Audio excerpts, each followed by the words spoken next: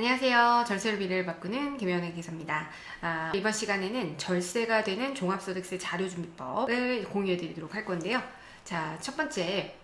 제가 이거는 이제 지난번 우리가 실시간 방송을 할 때도 보여드렸던 자료에 해당이 되는데, 그래도 하나하나 좀 자세히 다시 한번 설명을 드리려고 이렇게 파일을 열었습니다.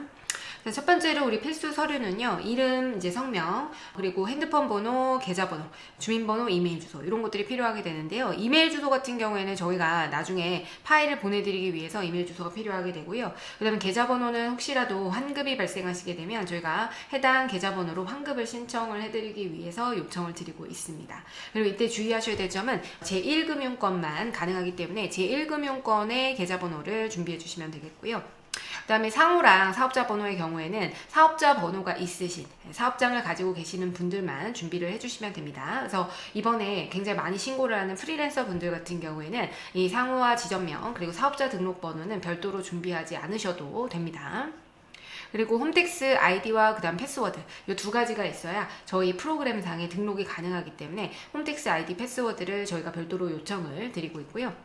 종합소득세 신고 대출 여부, 제가 요거를 여쭤보는 이유는 이번 5월달은 2020년도 귀속분에 대해서 신고하는 거죠. 작년분 소득에 대해서 5월달에 신고를 하게 되는데, 이 소득이 이제 2021년 7월 1일부터 내년 6월 30일까지 1년간 적용되는 여러분의 소득으로 결정되는 금액입니다. 그렇기 때문에 2021년 7월 1일부터 내년 6월 30일까지 혹시라도 대출을 계획하고 계시거나 아니면 뭐 결혼을 계획하고 계신 분들, 아니면 대출 연장이 이제 계획되어 있으신 분들은 이 소득과 대출이 굉장히 밀접하게 연관이 되어 있어요. 최근에 이제 주택 구매를 이제 계획하고 계신 분들 아시겠지만 소득과 연동이 돼서 이제 대출 금액이 결정이 되기 때문에 만약에 이제 대출을 계획하고 계신 분들은 소득에 좀 신경을 쓰셔야 됩니다.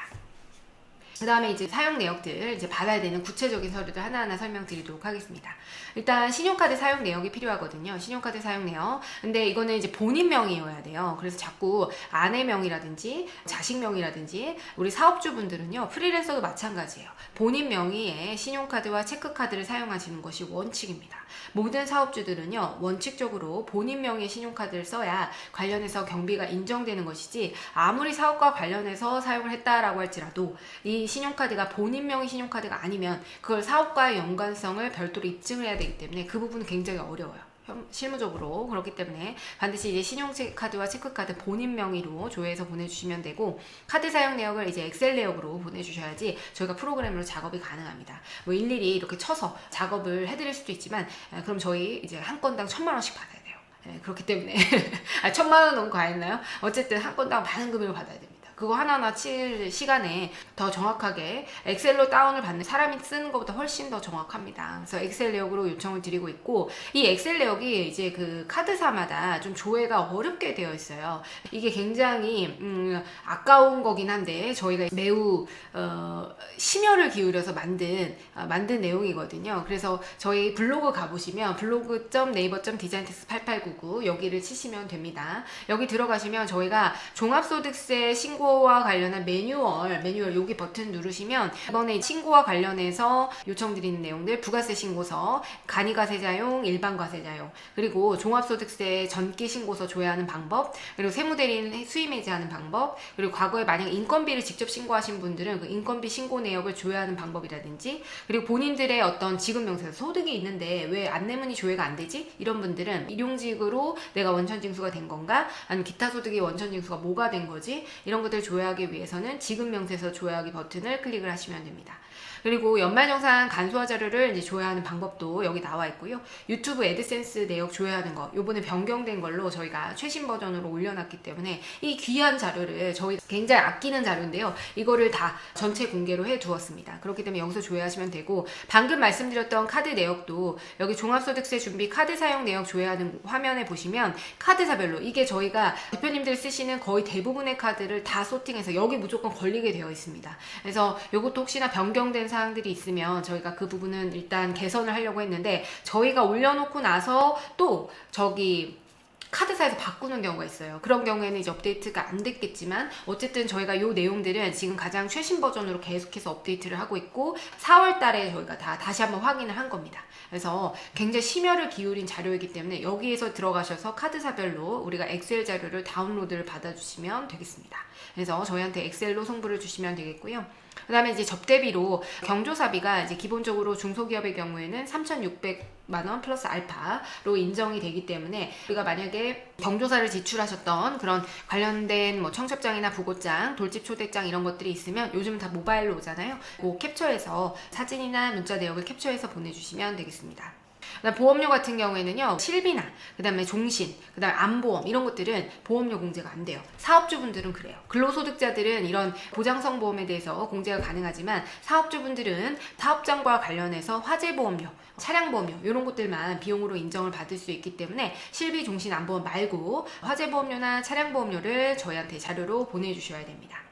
그다음에 주민등록 등본을 저희가 요청을 드리는데 이거는 이제 우리가 부양가족을 확인하기 위함입니다. 부양가족이 있으시다면 여기 주민등록 등본에 대상자를 체크해서 보내주시면 되고요. 그걸 봐야 저희가 정확한 관계도 알 수 있고 그리고 상대방의 주민번호를 알아야 부양가족으로 등록을 할 수 있거든요. 그래서 불가피하게 저희도 주민등록번호 알고 싶지 않은데 그걸 알지 않으면 작업이 안 돼서 불가피하게 요청을 드리는 거니까 그렇게 하시면 되겠고요. 장애인 증명 서류도 좀 보내주시면 좋습니다. 그러면 장애인에 대해서는 1인당 200만원 추가 공제가 가능하죠. 소득 요건은 연간 부양가족이 총급여가 500만원 이하이면서 소득금액은 100만원 이하여야 합니다.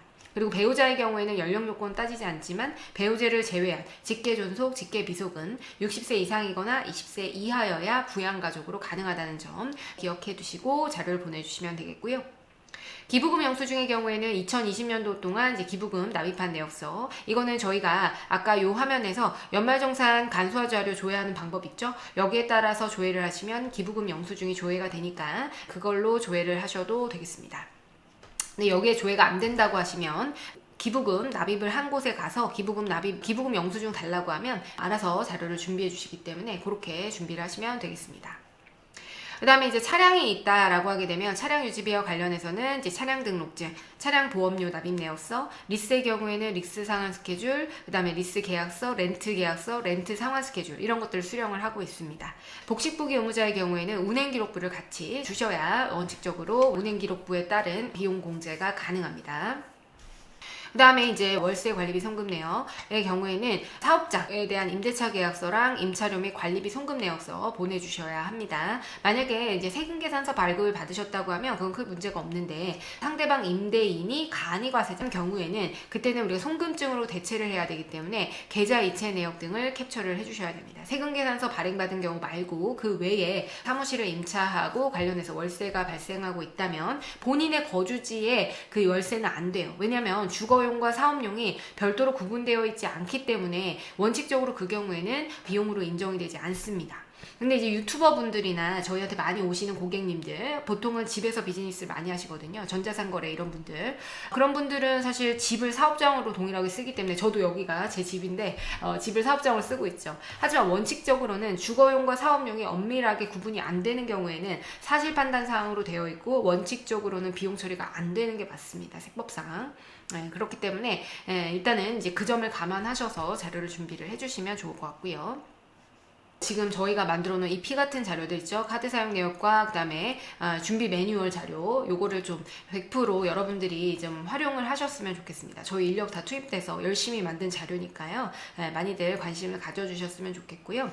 그 다음에 사업장 명의로 대출금이 있거나 하는 경우에는 연간 이자 납입 내역서, 이 이자 비용을 비용 처리할 수가 있거든요. 그리고 이제 대출금에 대한 12월 31일 기준 잔액증명서, 12월 말일자로 대출금 내역은 기말 시점 재무상태표에 차입금 잔액으로 기재가 되어야 하기 때문에 은행에다가 이 사업장 관련한 대출금에 대한 잔액과 이자 납입 내역서, 언제 거 2020년도 중에 발생한 것에 대해서 자료를 달라라고 하면 은행분들이 알아서 준비를 해주게 될 겁니다.